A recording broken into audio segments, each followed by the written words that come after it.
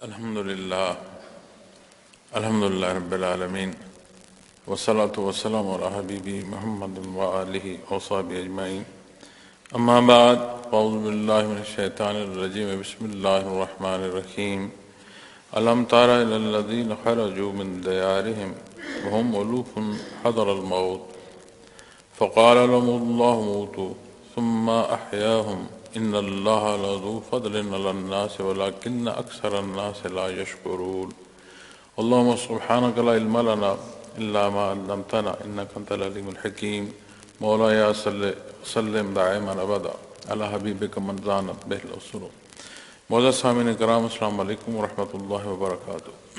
ارشاد باری تعالیٰ ہے، کیا تم نے ان لوگوں کو نہیں دیکھا جو موت کے ڈر سے ہزاروں کی تعداد میں اپنے گھروں سے نکلے تو اللہ نے انہیں فرمایا کہ مر جاؤ، پھر انہیں زندہ کر دیا۔ یقیناً اللہ لوگوں پر بہت مہربان ہے، مگر اکثر لوگ شکر نہیں کرتے۔ معزز سامعین کرام، اس واقعے سے متعلق مفسرین کرام جو بیان فرماتے ہیں، تحریر فرماتے ہیں، وہ یہ ہے کہ بنی اسرائیل کی قوم سے ایسی آبادیاں ہوئی ہیں کہ جہاں کوئی بیماری یا کوئی ایسی تکلیف پیدا ہوئی کہ جس سے اموات بہت زیادہ ہوئیں، اور وہاں وہ لوگ جو بچے جو زندہ تھے، جو اس میں بیماری میں مبتلا نہیں ہوئے، انہوں نے وہاں سے ہجرت کی، بلکہ وہاں سے اگر یہ کہا جائے کہ وہاں سے وہ نکل گئے آبادیوں سے کہ کہیں اس بیماری کی نظر ہم نہ ہو جائیں۔ تو اللہ کریم نے، چونکہ وہ موت سے بھاگ رہے تھے، اللہ کریم نے انہیں موت کا حکم فرمایا، تو وہ ساری تعداد جو ہزاروں میں قرآن کریم بیان فرما رہا ہے، وہ ہزاروں کی تعداد جو ہے اسے یک لحظہ موت جو ہے اس پر مسلط ہوگی، موت واقع ہوگی۔ پھر فرماتے ہیں کہ اتنی بڑی تعداد تھی کہ ان کی تدفین بالعموم ممکن نہیں تھی، تو آئندہ آنے والے وقت میں لوگوں نے ان کے گرد گرد ایک دیوار بنا دی، اور بعض یہ بھی لکھتے ہیں کہ اتنے عرصے بعد کہ وہ ہڈیاں رہ گئی تھیں، وجود گل سڑ گئے تھے، کہ وہاں سے اللہ کریم کے نبی جو ہیں وہ گزرے، تو انہوں نے ان کے حالات دیکھے، پھر ان سے متعلق جانا، اور پھر اللہ جل شانہ کے حضور ان کی معافی کی دعا کی اور ان کی زندگی کی دعا کی، تو اللہ کریم نے انہیں زندگی عطا فرما دی۔ ایک حصہ ہوتا ہے قضاء کا معلق اور ایک ہوتا ہے مبرم۔ اب مبرم وہ حصہ ہے جو حتمی اور طے شدہ بات ہے، کہ جب اس اپنے طے شدہ وقت پر یا متعین وقت پر کوئی شے پہنچتی ہے تو اس میں کوئی لحظہ کمی بیشی نہیں ہوتی۔ اور اسی طرح جب اتنے ہزاروں کی تعداد میں لوگ مر گئے تو ایسا نہیں تھا کہ ان سب کا موت کا جو وقت ہے وہ ایک ہی تھا، لیکن انہوں نے جو موت سے بھاگے، اور اللہ کریم کی قدرت سے یہ اظہار مقصود تھا کہ تم اللہ کریم کے دست قدرت سے باہر نہیں جا سکتے۔ اگر وہ تمہیں موت دینا چاہتا ہے تو تم بھاگ کر موت کو ہرا نہیں سکتے، اور اگر وہ حکم دیتا ہے تو تمہیں موت واقع ہوگی، اور اگر وہ حکم دیتا ہے کہ اس موت سے پھر حیات جو ہے وہ نمودار ہو، تو یہ مخلوق ہے، وہ خالق ہے، اس کا حکم جو ہے وہ وہی قدرت رکھتا ہے، تو اس نے حکم دیا تو وہ دوبارہ زندہ ہو گیا۔ اب اس واقعے سے بے شمار پہلو جو ہیں وہ ہمارے سامنے آتے ہیں، کہ جیسے نبی کریم صلی اللہ علیہ وسلم کا فرمان ہے کہ کہیں اگر کوئی وبائی امراض پھیل جائیں اور آپ وہاں ہوں تو پھر وہاں سے نہ نکلیں، اللہ کریم کی جو مرضی اس کے مطابق وہاں رہیں، جو معاونت ہو سکتی ہے وہ کریں، اور یہ نہ سمجھیں کہ میں اگر یہاں سے بھاگ جاؤں تو اس تکلیف سے بچ جاؤں گا، پھر وہیں رہیں۔ ہاں، اگر آپ اس علاقے میں نہیں ہیں کہ آپ اس وبائی علاقے سے باہر ہیں اور کسی طرح سے وہاں جانا ہو رہا ہے اور اطلاع آپ تک پہنچ گئی ہے، تو پھر نہ جانا جو ہے یہ پسندیدہ ہے، کہ خواہ مخواہ آپ بیماری کے علاقے میں نہ جائیں۔ لیکن اگر بیماری کے علاقے میں ہیں یا جہاں وبا پھیلی ہے اب وہاں ہیں، وہاں سے فرمان یہ ہے کہ وہاں سے پھر نہ لکھیں۔ دنیا کا مالک اللہ ہے، جو اس کو منظور ہے ہونا وہی ہے، زندگی بھی اس کے دست قدرت میں ہے، موت بھی اس کے دست قدرت میں ہے، جہاں بیماری اس کے حکم سے ہے وہیں شفا بھی اسی کے حکم سے ہے۔ تو دوسرا حصہ کہ جب یہ موت سے بھاگے تو اللہ کی قدرت سے تو نہیں جا سکے، اللہ قادر ہے، اس نے موت کا حکم دے دیا کہ جن آبادیوں میں یہ بیماروں کو چھوڑ کر، تکلیف زدہ لوگوں کو چھوڑ کر، یا وہ لوگ جو فوت ہو چکے ان کی تدفین ممکن نہیں تھی، جو صحت مند تھے وہ سارے وہاں ان آبادیوں سے بھاگ گئے کہ ہم باہر چلے جائیں تو اس بیماری سے بچ جائیں گے، تو جس موت سے وہ بھاگ رہے وہ موت آ گئی، یعنی اللہ کریم کا حکم ہے۔ تو جب بات اللہ کے حکم کی آتی ہے تو جہاں مبرم حصہ اس کا حکم ہے وہیں معلق بھی اسی کے حکم سے ہے، وہ بھی ازل سے طے ہے۔ تو جب اس نے وہ معلق حکم کے تحت ان کی موت واقع ہوئی تو پھر اللہ کریم نے دعا کو سبب فرما دیا۔ حضرت حزقیل علیہ السلام نام مبارک ملتا ہے، لیکن ان واقعات اور ایسے مبارک ناموں کی جو مطلق بات ہے وہ تب تک بندہ بیان نہیں کر سکتا جب تک نبی کریم صلی اللہ علیہ وسلم نے نہ ارشاد فرمایا ہو، قرآن کریم نے نہ ارشاد فرمایا ہو۔ لیکن ان واقعات کو جیسے ایک واقعاتی حصہ آتا ہے، ایک بات نسلاً بعد نسل چلتی ہے، اس تواتر سے تو بیان ہو سکتی ہے، لیکن یہ واقعہ حتمی بات ہے کہ ایسا واقعہ ہوا، اس کے انداز کیا تھا، ان کی تعداد کیا تھی، جگہ کون سی تھی، بعین ہی اگر بات کی جائے تو قوم، خاص قوم کون تھی، اور وہ اللہ کے محبوب اور اللہ کے حبیب کون تھے، یہ ساری باتیں واضح تب تک نہیں بیان کی جا سکتی جب تک قرآن کریم بیان فرما دے یا نبی کریم صلی اللہ علیہ وسلم کے ارشادات سے نہ ملے۔ لیکن اس واقعہ کا حقیقت ہونا، چونکہ قرآن کریم بیان فرما رہا ہے تو ایسا تو ہوا۔ تو یہ آج ہم اگر اپنی زندگی کو دیکھتے ہیں تو آج کے اس دور میں بھی بے شمار وبائی امراض جو ہیں وہ پھیلی ہوئی ہیں۔ یہ الگ بات ہے کہ ہم یہ کہیں از خود کہیں سے کوئی وبا پیدا ہو گئی کسی غلطی سے، کسی نے آج کی جدت کا استعمال کرتے ہوئے وبائی امراض کو پھیلایا، کسی کا مقصد معیشت کو خراب کرنا ہے، کسی کا ملک ممالک یا آبادیوں کو خراب کرنا ہے، کسی کا ملک اس سے آمدن کے ذرائع جو ہے ان کا پیدا کرنا ہے، بے شمار پہلو۔ لیکن ایک بات حقیقت ہے کہ آج جو ہے وہ دنیا بھر میں ایک وبائی امراض جو ہیں وہ پھیلے ہوئے ہیں۔ اب ہم اس کو دیکھتے ہوئے اگر دنیا کی زندگی سے ہٹ جائیں کہ نہیں یہ ہر طرف جائیں تو وبائی امراض ہے تو میں نہیں جاتا، تو وہی بات ہے کہ میں اگر گھر میں قید ہو جاؤں کہ باہر نکلا تو وبائی مرض کے جو ہے اس میں مبتلا ہو جاؤں گا، تو اللہ قادر ہے، جہاں بیماری اس کی پیدا کی گئی ہے وہاں علاج بھی اسی نے پیدا فرمایا، شفا بھی اسی کی طرف سے ہے۔ تو ایسے حالات میں جو احتیاط، لازم احتیاط ہے اس کا اختیار کرنا اور اس کے بعد معاملہ اللہ کریم کے سپرد کرنا، یہی بہتر راہ ہے اور یہی درست راہ ہے، چونکہ اللہ کریم کا حکم جو ہے وہی انسانی ضرورت ہے اور اس کی حقیقی جو راہ ہے وہی ہے۔ اب دنیا میں زندگی بڑی قیمتی شے ہے، اور وہ فرماتا ہے کہ جو زندگی تمہاری ہے اسے جو گزار رہے ہو یہ ایک امتحان ہے، جو موت واقع ہوگی اس کے بعد پھر حیات ہے۔ تو کتنے کافر ایسے ہیں اور مشرک ہیں جو اس کا انکار کرتے ہیں، لیکن اسی واقعے میں جہاں موت دکھائی گئی وہاں حیات دکھائی گئی۔ پھر ایک اور بڑا خوبصورت پہلو ہے کہ دعا کا سبب اللہ کریم کی مقرب ہستی ہیں، انہوں نے دعا فرمائی۔ تو آج ہم ایک دوسرے کو کہہ رہے ہوتے ہیں کہ میاں میرا یہ مسئلہ ہے میرے لیے دعا کریں، کوئی حرج نہیں اس کہنے میں، کیا جانے کون جانے اللہ کریم کس کی دعا کس وقت قبول فرما لے۔ لیکن دعا بجائے خود، جیسے حدیث شریف میں آتا ہے کہ عبادت ہے، شرف ہم کلامی نصیب ہو رہی ہوتی ہے اپنے اللہ سے۔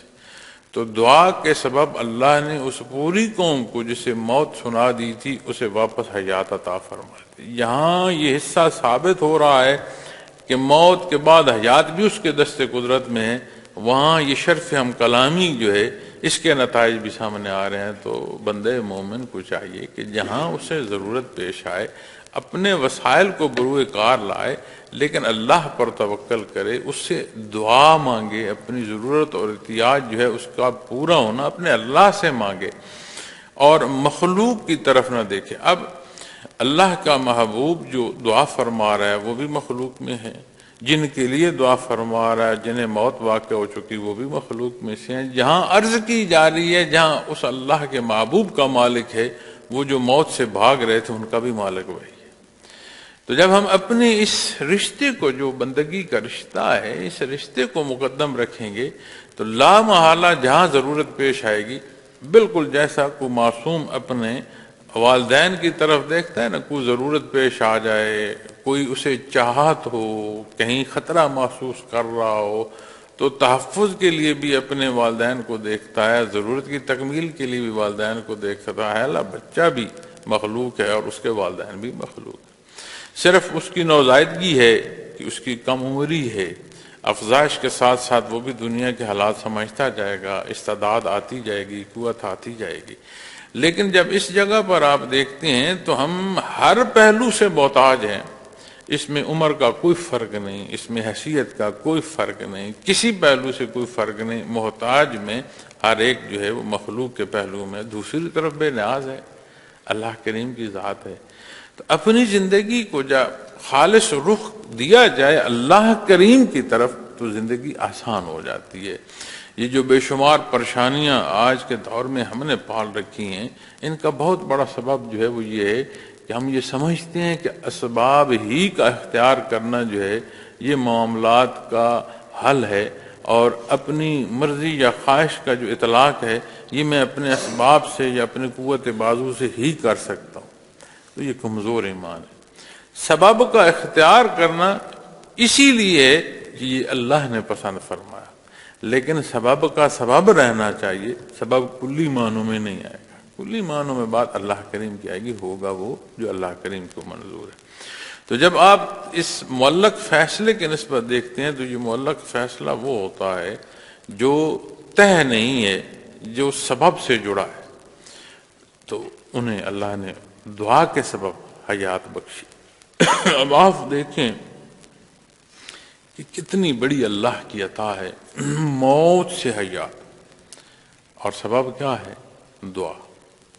اور دعا کنہیں نصیب ہوئی؟ جو اللہ کے مقرب ہے۔ اب جب بات نبوت کی آتی ہے تو نبوت وحی ہے، لیکن کسبی حصے میں جو تعلق مال اللہ ہے یہ تو ہر ایک کو حاصل ہو سکتا ہے، اس کے مدارج پر بات ہو سکتی ہے، اس کے مقامات پر بحث ہو سکتی ہے، لیکن ہر ایک کو حاصل ہو سکتا ہے اس لیے کہ اللہ کریم نے پیدا اپنی عبادت کو فرمایا۔ یہ تو اس کا کرم اور احسان ہے کہ اس نے مخلوق کو پیدا اپنی عبادت کے لیے فرمایا، تو یہ تو اس کی خوش بختی ہے کہ مقصد حیات کو پالے۔ اب وہ خود منہ بگاڑ کر الگ بیٹھ جائے، اعمال درست نہ ہو، اللہ کا حکم نہ مان رہا ہو، جو مکلف حصے میں جو اختیار اس نے دیا ہے اس اختیار کا غلط استعمال کر رہا ہو، بیٹھا کرتا رہے شکر۔ تو قرآن کریم یہ بیان فرماتا ہے، اور قرآن کریم کی آیات کی نسبت بیان فرماتا ہے کہ اللہ کریم آیات کا جو نزول ہے اس سے بعض کو ہدایت جو ہے انہیں نصیب ہوتی ہے، اور بعض ایسے بدبخت ہیں کہ جن کی بدبختی کا سبب ان آیات کا حصہ بن جاتا ہے۔ کیوں؟ اس لیے کہ وہ اعتراض کر رہے ہو۔ وہ اعتراض کیوں کر رہے ہوتے ہیں کہ وہ انحصار اپنی ذات پر کر رہے ہوتے ہیں، جنہیں اللہ کی طرف نسبت ہوتی ہے وہ اللہ کا حکم دیتے ہیں، اللہ کے حکم پر اپنی عقل کا اطلاق نہیں کر رہے ہوتے۔ اسی لیے درست پہلو جو یہ ہے کہ جیسے آج ہم اپنی ہر پہلو کو کھنگالتے، سوچتے، بحث کرتے ہیں، اللہ کریم کا جو حکم ہے اس پر بیانی عمل کی ضرورت ہوتی ہے۔ صدیاں شہادت دے رہی ہیں کہ جن لوگوں نے اللہ کے حکم پر عمل کیا ان کی زندگی کیسی رہی، ان کی ابتدا حیات کی کیسی ہے اور انہیں انتہا کیسی نصیب ہوئی۔ اور اگر ظاہری طور پر کہیں کسی نے دیکھا کہ اللہ کی راہ میں کوئی قربان بھی ہوا تو اللہ کریم نے اسے درجہ شہادت عطا فرمایا، کہ اسے ایسی حیات عطا فرمائی جسے تو نہیں سمجھ سکتا، لیکن وہ اپنے اللہ سے رزق لیتا ہے۔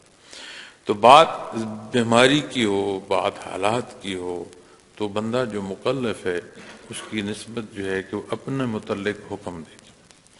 اب حالات سے یا موقع سے نکلنے کے بارے میں اگر آپ دیکھیں تو ایک موقع ایسا بھی ملتا ہے، قرآن کریم بیان فرماتا ہے کہ جب روح قبض کی جا رہی ہے اور فرشتے سوال کر رہی ہیں کہ یہ تم کیا لے کر جا رہے ہو، فی ما کنتم، یہ تم کیا کرتے رہے ہو، اس وقت وہ جن کی روح قبض ہو رہی ہوتی ہے وہ کہتے ہیں کہ ہم دنیا میں کمزور تھے، اور جو طاقتور تھے ہم ان طاقتور لوگوں کے پیچھے ہماری مجبوری بن گئی۔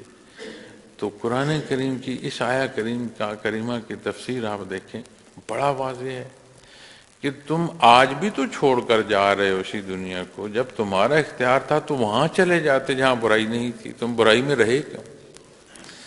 تو جو سمجھ آئی کہ حق کے لیے جگہ سے جانا، ہجرت کرنا وہ مقبول ہے، اور قرآن کریم فرماتا ہے کہ اس راہ کے مسافر کا سبب اللہ فرما دیتا ہے۔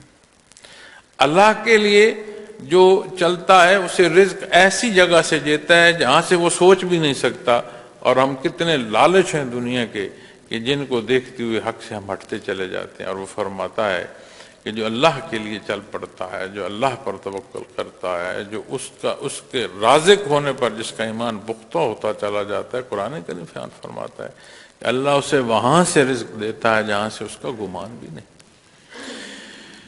تو فرمایا جب انہیں کہ مر جاؤ، ثم احیاہم، پھر انہیں زندہ کر دیا۔ یہ اللہ کریم کے دست قدرت میں ہے۔ فرمایا ان اللہ لذو فضل علی الناس، فرمایا یقیناً اللہ لوگوں پر بہت مہربان ہے۔ ہم اپنے رشتے کو اس پہلو سے دیکھتے ہیں جو مخلوق کا مخلوق کی نسبت ہے، اور اس رشتے کی بہت بڑی نزاکت ہے جو ہے وہ یہ ہے کہ یہ رشتہ خالق کی نسبت سے۔ ہم کوئی عمل کرتے ہیں کہ جی میرا عزیز ہے، میرا بھائی ہے، میرا دوست ہے، میرے بزرگ ہیں، کسی رشتے اور کسی نسبت سے بھی دیکھ لیں تو ہم اس عمل کو پرکھتے ہیں اور اس عمل کی بنیاد پر یہ سوچتے ہیں کہ ہاں اس عمل سے وہ خوش ہوگا چونکہ یہ عمل اس کی مرضی کا ہے، ایسا وہ چاہتا ہے جیسے میں نے عمل کیا اس سے وہ خوش ہوگا، اور میرے اس عمل سے میرے اس تعلق میں مزید ترقی ہوگی، مزید محبت اور مضبوطی پیدا ہوگی۔ اور ہم اپنے اعمال کی نسبت ہی دیکھتے ہیں کہ یار یہاں میں نے غلطی کر دی ہے، اور جس کی نسبت غلطی ہے یقیناً وہ مجھ سے ناراض ہو جائے۔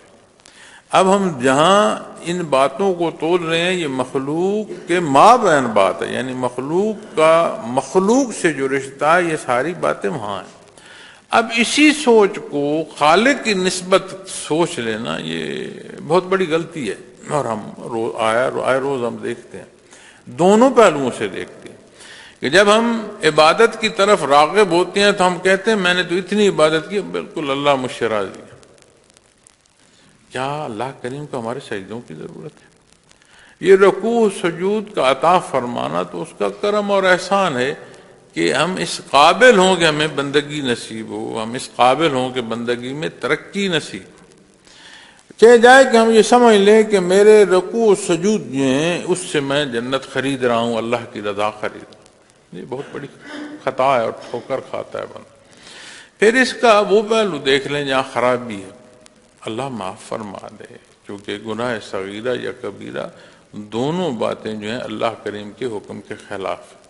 فقہی بحث میں صغیرہ اور کبیرہ ہے، لیکن جب آپ اس پہلو سے دیکھتے ہیں، حضرت جی رحمۃ اللہ تعالیٰ علیہ فرمایا کرتے تھے کہ صغیرہ بھی صغیرہ نہیں رہے گا کہ اگر سوال ہو جائے کہ یہ تم نے کیوں کیا، چونکہ حکم عدولی تو اللہ کی ہوگی۔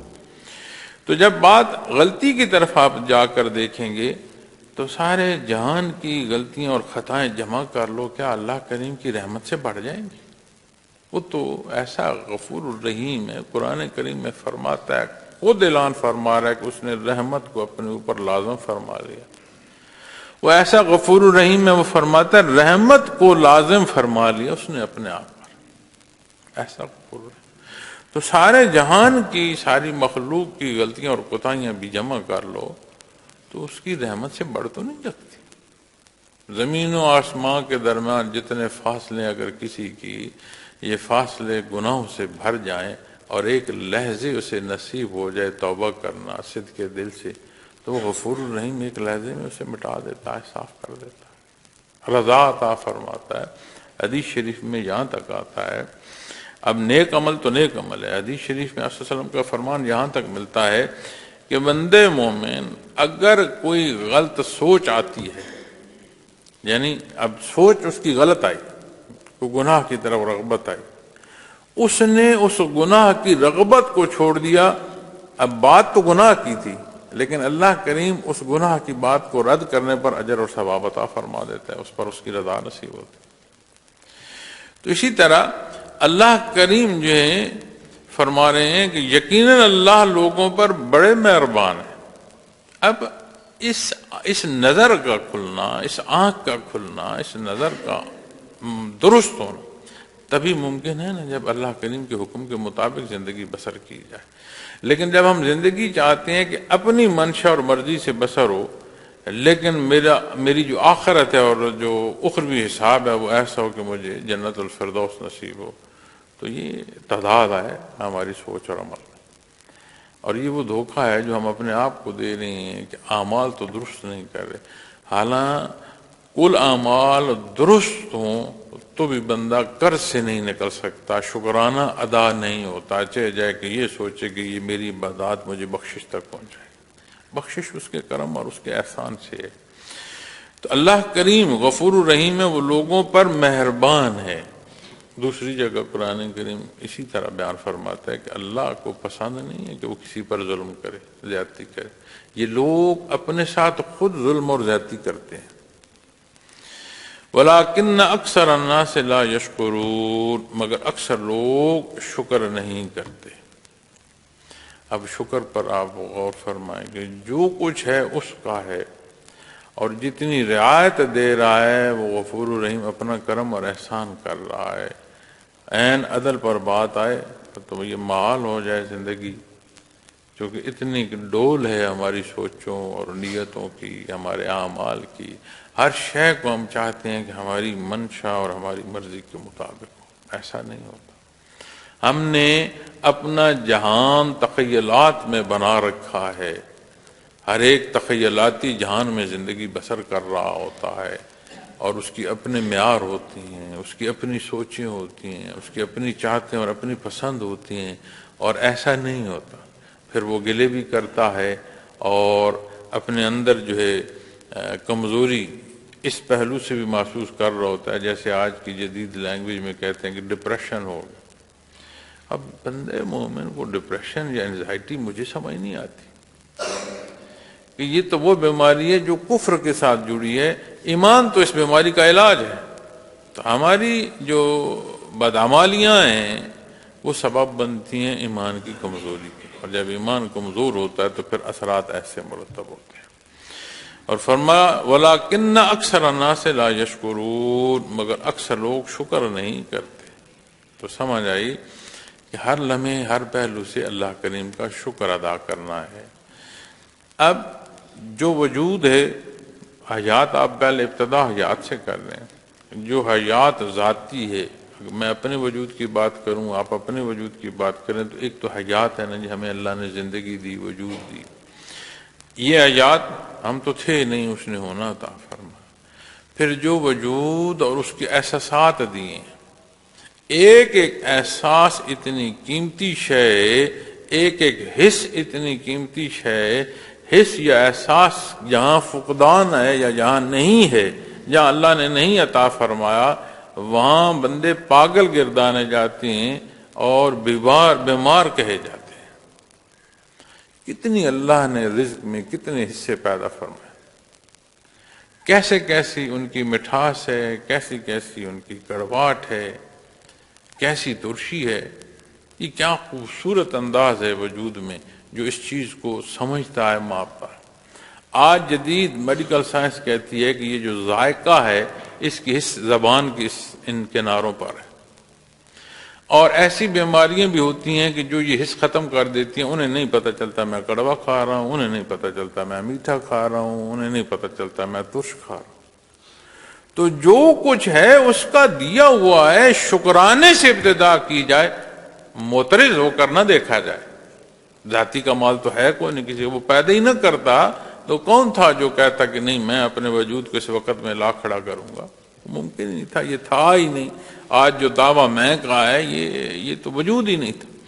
تو جو کچھ ہے جب اس کو ہم دیکھتے ہیں تو اللہ کریم کے حضور جو بنیادی رشتہ بندگی کا اس میں بہت بڑا مقام ہے شکر کا. اور یہ شکر کا مقام نصیب ہو تو نظر درست ہوتی ہے، بندہ درست دیکھتا ہے، ورنہ معترض ہوتا ہے، اعتراض کر رہا ہوتا ہے۔ تو اکثر جو ہیں وہ شکر نہیں کرتے۔ جب اکثر شکر نہیں کرتے تو پھر جتنی باتیں میں کر رہا ہوں ان ساری باتوں میں پھر وہ معترض ہوتے۔ اس سے پہلی آیا کریمہ میں اللہ کریم نے ارشاد فرمایا کذالک یبین اللہ لکم آیاتہ لعلکم تعقلون، فرمایا اسی طرح اللہ تمہارے لیے اپنی دلیلیں بیان فرماتے ہیں تاکہ تم سمجھ سکو۔ یعنی عقل اور دانش مندی یہ ہے کہ اللہ کریم کا حکم سمجھا جائے، بعینی مانا جائے، اپنی استطاعت کے مطابق پوری کوشش کی جائے کہ اس پر عمل پیرا ہوا جائے۔ ہوتا کیا ہے، اللہ کریم کو جو منظور ہے وہ ہوگا۔ اب جتنا ایمان مضبوط ہوگا اتنا توکل جو ہے وہ بڑھتا جائے گا اور مضبوط ہوگا، اتنا بندہ اپنا عمل دیکھے گا اور نتیجہ اللہ کریم کے سپرد کرتا چلا جائے گا۔ تو جب شکر نہیں کرتا تو بے شمار پہلوؤں سے اعتراضات ہوتی ہیں۔ اب یہی واقعہ اس کو بھی دیکھیں کہ اللہ کریم نے، بیماری بھی تو اللہ کریم کی مخلوق ہے، تو یہ لوگ بھاگے کہ ہمیں اس بیماری سے بچیں، اس بیماری سے موت واقع ہوگی تو اس طرح ہم بچ جائیں گے، لیکن انہیں مہلت نہیں دی گئی، اللہ کے دست قدرت سے تو نہیں بھاگ سکتے۔ تو اللہ کریم یہ توفیق بخشے کہ ہم اپنی زندگیوں میں اس پہلو کا اطلاق ایسے رکھیں کہ ہماری سوچ اور ہمارا عمل، ہماری توقع یعنی نتیجے تک کی بات ہر شے کی نسبت اللہ کریم کی طرف ہو۔ فرمایا وقاتلوا فی سبیل اللہ واعلموا ان اللہ سمیع علیم، فرمایا اللہ کی راہ میں لڑو اور جان لو کہ اللہ سننے والے جاننے والے ہیں۔ بعض مفسرین کرام اس آیہ کریمہ سے یہ دلیل بھی لیتے ہیں کہ جو لوگ کسی طرف نکلے تھے شاید ان کے حالات میں ایسا بھی موقع ہو کہ جہاں انہیں جہاد کا حکم اور وہ وہاں سے ہٹے ہوں کہ ہمیں اس میں ہم قتل نہ ہو جائے۔ لیکن جب اب کلی حیات کی بات کرتے ہیں، حیات اور موت کی بات کرتے ہیں، تو اللہ کریم نے ارشاد فرمایا اللہ کی راہ میں لڑو اور جان لو کہ اللہ سننے والے جاننے والے۔ اب بات جب اللہ کے راہ میں لڑنے کی آتی ہے تو اس موضوع کو دین اسلام جہاد کا نام دیتا ہے۔ دنیا کی جدت میں لفظ جہاد پر جتنا بھی کیچڑ اچھایا جا سکے، تاریخ اسلام یہ ثابت کرتی ہے کہ لفظ جہاد جو ہے یہ انسان کی ضرورت ہے کہ یہ یہاں سے ظلم مٹاتا ہے اور مظلوم کی حفاظت کا سبب ہوتا ہے۔ اب جہاد بالسیف کی بات ہے یا معاشرے کی زندگی کی بات ہے، تو یہ مجاہدہ جو ہے بندے مومن کی زندگی کا حصہ ہے، ساتھ رہے گا، اور ہر عمل میں اس کے لیے ایک مجاہدہ ہوگا، ہر عمل میں اس کے لیے ایک امتحان ہوگا، کس راہ کا وہ انتخاب کرتا ہے۔ اب جب بات جہاد کی نسبت زندگی کی آئے تو پہلے بیان فرما دیا گیا پہلی آیت میں کہ ہزاروں کی تعداد لوگ زندگی کی خواہش میں دوڑے لیکن اللہ نے موت دی۔ اللہ نے جب پسند فرمایا اللہ نے اس موت کو حیات میں بدل دیا، اور تمہیں جو زندگی دی ہے اسے اللہ کی راہ میں اگر تم استعمال کرو گے اس وجود کا تو یہ وہ پہلو ہے جو اللہ کا پسندیدہ ہے۔ ہاں بات اگر جہاد کی آتی ہے، بات جان لینے کی آتی ہے، بات جان دینے کی آتی ہے، تو جو اس نے حکم دیا اس کے مطابق عمل کرو تو یہ پسندیدہ حصہ ہے۔ اللہ کی راہ میں لڑو تو فرمایا وَاعْلَمُوا أَنَّ اللَّهَ سَمِيعٌ عَلِيمٌ، جان لو کہ اللہ سننے والے جاننے والے، کہ جو کچھ تم کر رہے ہو اللہ کریم کے سامنے ہے، سننا جاننا اس کی ذات تو علیم ہے۔ یہ جب حصے بیان فرمائے جاتے ہیں چونکہ ہم یہ جو ہماری شناسائی کے یہ دیکھنا یہ سننا یہ ذریعے ہوتے ہیں، تو کسی سے کو کوئی بات معلوم ہو وہ آپ کو آ کر بتائے کہ میں نے یہ خبر جو ہے ایسی بات خبر دے آپ کو، تو آپ فوراً کہتے ہیں آپ نے کہاں سے سنی، آپ کیسے جانتے ہو، آپ اس سے ذریعہ پوچھتے ہو۔ تو اللہ جل شانہ جب یہ حصہ بیان فرماتے ہیں تو اس کی ذات تو علیم ہے، اور قرآن کریم جہاں کلام ذاتی یہ اس کا اعجاز ہے، یہ قرآن کریم کا یہ وصف ہے کہ مخلوق کو سمجھ آتی ہے۔ تو تو جو مخلوق کے پہلو ہیں جب ان میں ارشاد فرما جاتا ہے تو سمجھنا سہل اور آسان ہو جاتا ہے کہ جیسے تم جان رہے ہو وہ جانتا ہے. تمہارے جاننے میں فرق ہو سکتا ہے، اس کے جاننے میں فرق نہیں ہے. تمہارے سننے میں فرق ہو سکتا ہے، اس کے سننے میں فرق نہیں ہے. ہر شے ہر لمحے اس کے حضور حاضر ہے، ہر لمحہ حاضر ہے. تو یہ نہ سوچو کہ میں کہہ کچھ رہا ہوں اور سوچ کچھ رہا ہوں، تو جو عمل کرنے کی بات آئے گی پھر دیکھی جائے گی، جو مجھے اس وقت اچھا لگے گا، میرے لیے بہتر ہوگا وہ کر لوں گا. جو سوچ رہے وہ بھی جانتا ہے، جو پیش آ رہا ہے وہ بھی جانتا ہے، جو کر رہے وہ بھی دیکھ سن رہا ہے. کوئی شے اس سے بعید نہیں ہے. اور قرآن کریم متعدد جگہ بیان فرماتا ہے کہ ہر ایک نے اس کے حضور پیش ہونا ہے، اس کے حضور کھڑے ہوگے اور جواب دہ ہوگے.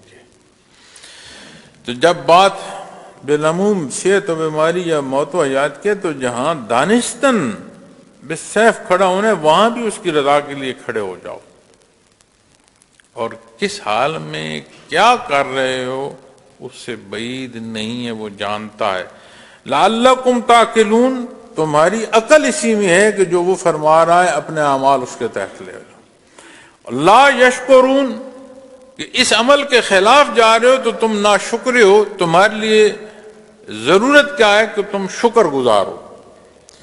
بھلے بات زندگی کی آ جائے، موت کی آ جائے. وقاتلوا فی سبیل اللہ واعلموا ان اللہ سمیع علیم، اللہ کی راہ میں لڑو اور جان لو کہ اللہ سننے والے جاننے والے.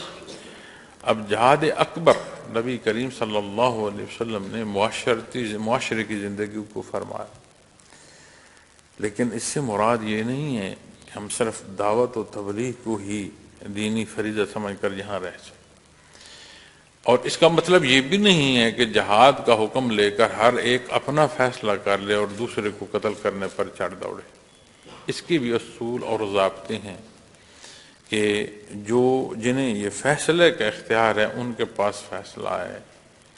مسلمان ملک ہے تو مسلمان ملک کی جو حاکمیت کی حصے ہیں وہاں پر اس فیصلے کا اختیار ہے کہ وہ کسی جگہ جہاد کی بات کریں یا کسی جگہ جہاد کا حکم دیں.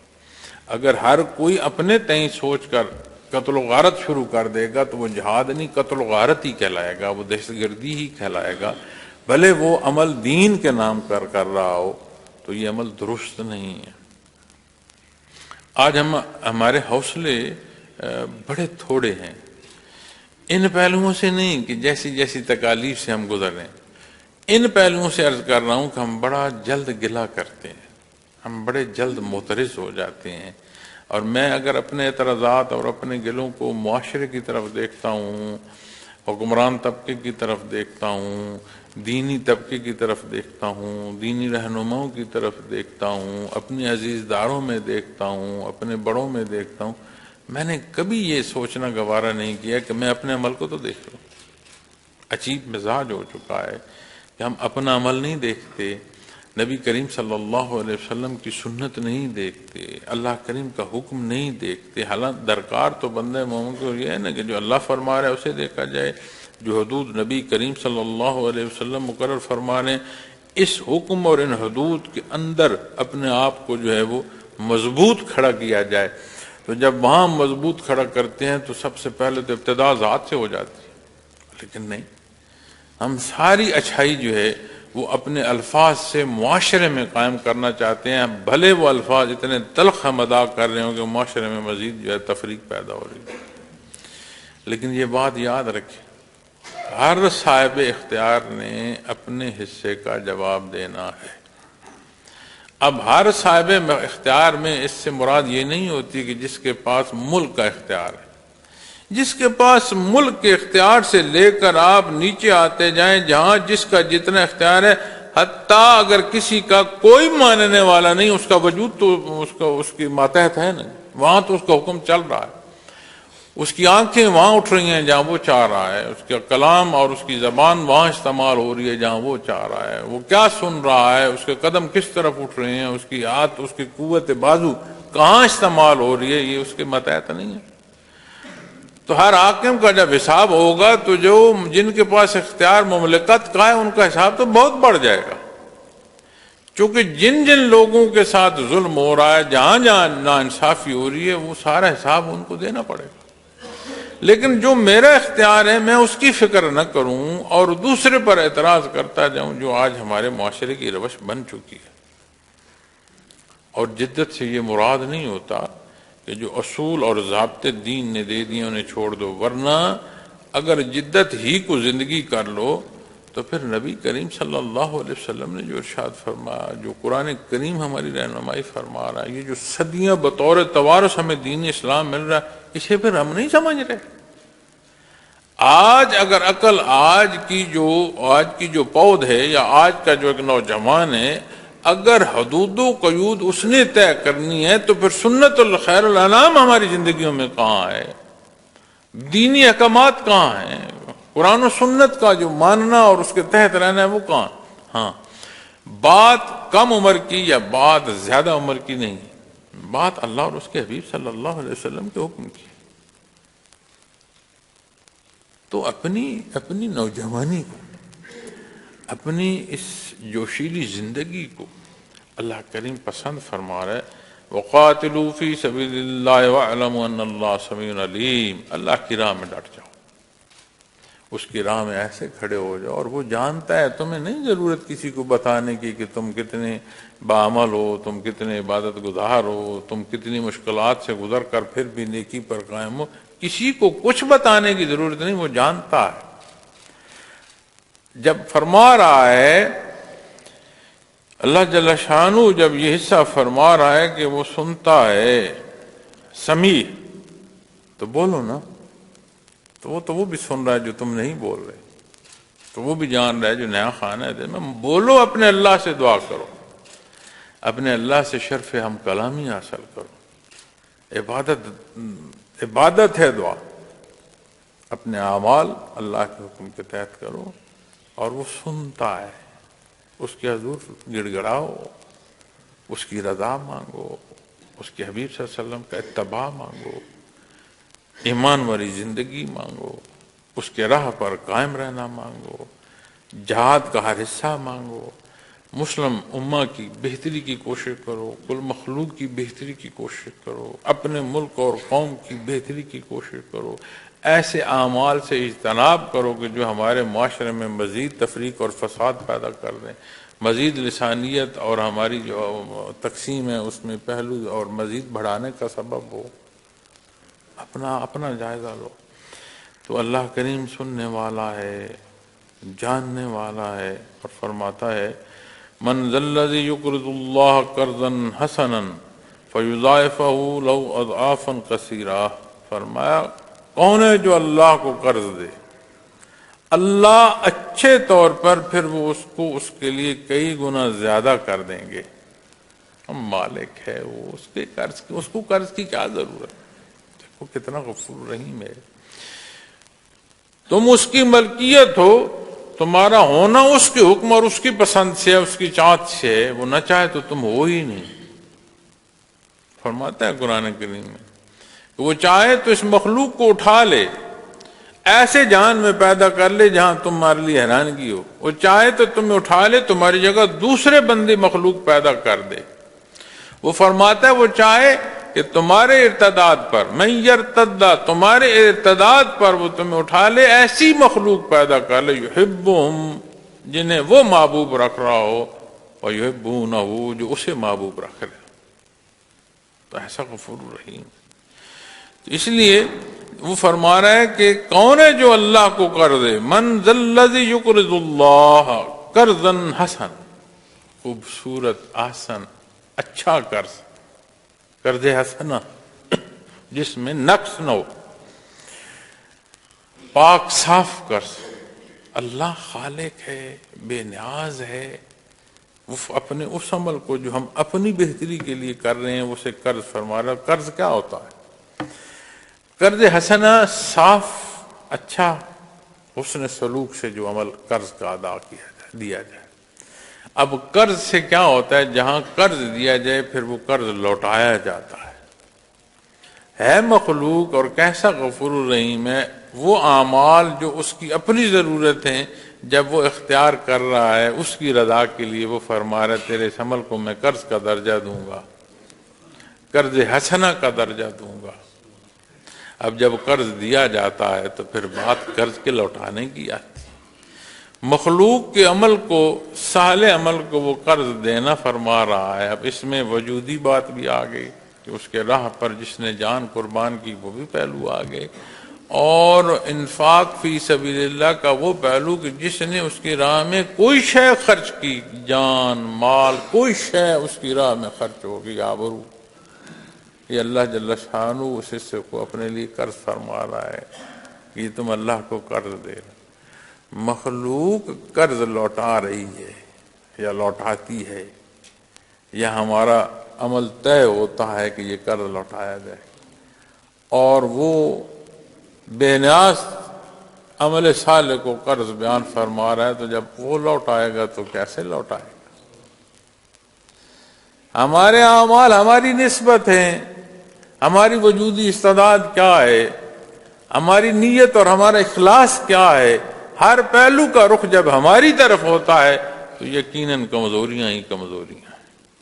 لیکن جب بات کی نسبت اللہ کی طرف جاتی ہے تو پھر بات بے حد و حساب کی آتی ہے، اجر عظیم کی آتی ہے، بہت بڑا اجر، یعنی جسے تم ماپ نہیں سکتے، جس کے بڑے ہونے کا اندازہ تم نہیں کر سکتے، بہت بڑا اجر عظیم۔ جب اللہ کریم قرض کی لوٹائے گا ایسے تو پھر وہ اپنی شان سے لوٹائے گا۔ لیکن محترم سامعین کرام، جیسے اس نے فرمایا نا فَيُضَاعِفَهُ لَهُ أَضْعَافًا كَثِيرًا، پھر اس کے لیے کئی گنا بڑھا دے گا۔ کتنے گنا بڑھائے گا؟ 10 گنا بڑھائے گا، 700 گنا بڑھائے گا، چونکہ یہ باتیں ہمیں حدیث شریف میں ملتی ہیں، قرآن کریم کی آیات کی تفسیر میں ملتی ہیں۔ اب جب زائد کہا جائے، 700 سے زائد کہہ دیا جائے تو کون ہے جو حساب کر سکے کتنا ہے؟ 10 سے زائد سے مراد یہ نہیں ہے کہ 11 ہی ہو، کتنی ہو، اللہ بہتر جانتا ہے کتنا اجر عطا فرمائے۔ تو عمل صالح کا جو بدل ہے اس کے ساتھ اضافہ ہوتا ہے، عین بدل نہیں ہوتا۔ غلطی اور کوتاہی جو ہے اس کا بدل قرآن کریم بیان فرماتا ہے، جتنی کو غلطی کرتا ہے اتنی اس کی پھر سزا ہوتی ہے۔ سزا کی نسبت جو عمل سے ہے، لیکن عمل صالح کی نسبت جب اجر کی بات آتی ہے تو وہ بے حساب ہے، اس نے حساب نہیں رکھا، وہ زائد عطا فرماتا ہے۔ اور جب یہ کیفیت نصیب ہو کہ میں اپنے عمل کا رخ اپنے اللہ کی طرف کروں اور اس کی ذات پر توکل نصیب ہو۔ ہم دنیا کے رشتوں میں محترم سامعین کرام اعتماد کرتے ہیں، دوستی پر اعتماد کرتے ہیں، بعض دفعہ ہم جان تک کا اعتبار کرتے ہیں لوگوں پر، ہماری طرح کے لوگ ہوتے ہیں، ان کے رویوں، ان کے رہن سہن، اپنے لگاؤ، اپنے تعلق کی نسبت ہم اپنی جان تک جو ہے وہ کسی کے سپرد کر دیتے ہیں کہ اس پر اتنا اعتماد ہے کہ یہاں اگر میری جان پر بھی بڑھے گی تو یہ میرے سامنے کھڑا ہو، حفاظت اپنی جان دے کر بھی کر سکتا ہے، یا میں کسی کی محبت اور لحاظ میں جان دے سکتا ہوں۔ مخلوق کی طرف دیکھ، اور جب یہی رشتہ بندگی کا اللہ کی طرف نصیب ہو تو مخلوق پر جان ہار رہی ہے، اس طرف کوئی تعلق نہیں ہوتا۔ حقیقی تعلق تو اسی طرف ہے جو ان دنیا کے رشتوں میں بھی حقیقت کا سبب بنتا ہے، وگرنہ ان رشتوں میں پھر ہم جھوٹ پڑتے ہیں۔ اللہ کریم یہ باریکیاں سمجھنے کی توفیق عطا فرمائے، ہمیں ایسے اعمال عطا فرمائے جو اللہ کریم نے پسند فرمائے ہیں، جن کا حکم دیا ہے۔ ہماری زندگی کو سنت خیر الانام سے اللہ کریم مزین فرمائے، ہماری ملک اور قوم پر رحم فرمائے، امت پر رحم فرمائے، ہمیں اتحاد اور اتفاق عطا فرمائے۔ وآخر دعوانا الحمدللہ۔